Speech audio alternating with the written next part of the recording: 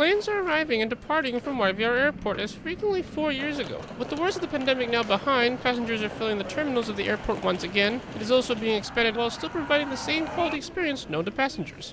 So not only do we marry art and culture with the operational realities for travelers, but also we've got the right people in the right places to make sure that we're supporting travelers at every step of the way.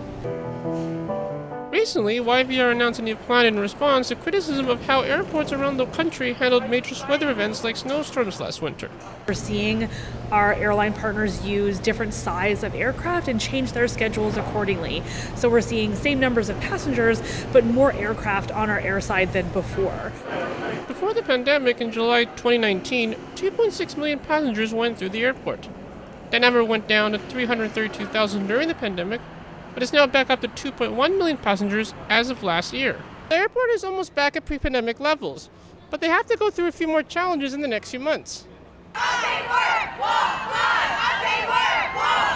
Flight attendants from all major airlines in the country are fighting for changes to how they are paid.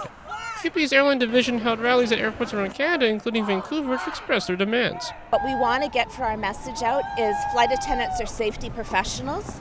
We're the first and often last responders in the sky. When we're doing our safety duties and our other critical duties, and anything that's required from the employer, we expect to be paid. Flight attendants want to remind both passengers and airlines of the importance of their role. So we're responsible for the safety and security of the flight. So we do pre-flight checks, pre-flight briefings, we correlate with the pilots on certain issues in the aircraft, monitor laboratories, monitor for fire. We do all that kind of stuff in flight and on the ground. Despite these ongoing protests, a full return to travel is on the horizon at the airport. And according to YVR, they are now more prepared to welcome back passengers after a challenging 3 years. I'm Jerrison Oracion in Richmond for BCIT Magazine.